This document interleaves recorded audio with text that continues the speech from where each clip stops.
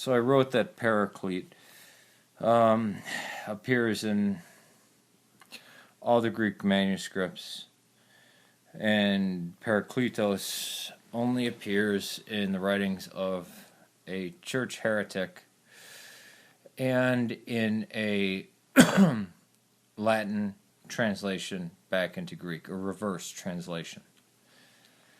Now the person said Paraclete or Parakletos is a Greek word. It is not an English or Spanish word. Yes, I speak English. Yes, I'm Hispanic.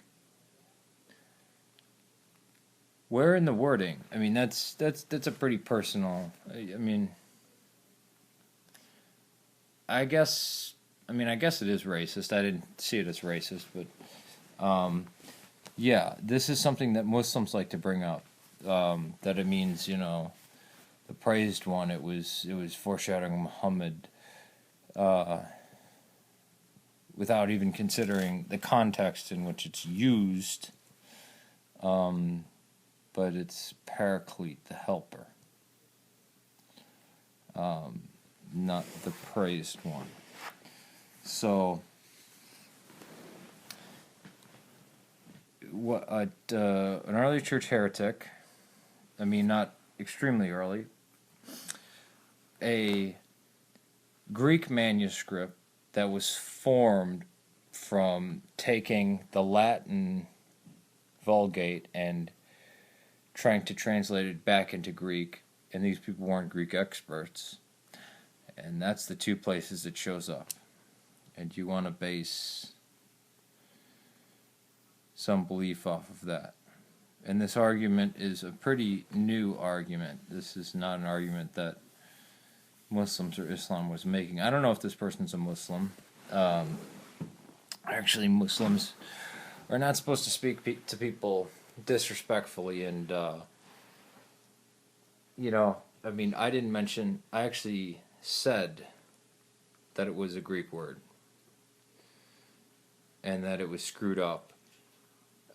And the church father that used it is a Latin church father, and we don't have his original writing. We have a copyist writing, which means the copier was probably using the reverse translation from the Vulgate. See, Greek and Latin were the lingua franca of the ancient world. Kind of like how Arabic isn't the indigenous language of most of the what we call Arab countries, but it's become the lingua franca. It's the dominant language now. It's not Berber or, pick any of the indigenous, Pashto or, well, no, that's a bad example. Aramaic, Greek in, certain parts that used to be Greece. But yeah, I said it was Greek. I actually said it was Greek before he did. And he pulls out, it's not English, it's not Spanish. When I wrote that it was, I talked about the Greek manuscripts, which, yeah, I am half Irish, but everybody else knows what the other half is. If you want to call me a spick, just call me a spick. It'd be more honest. It would be more manly. Peace to you.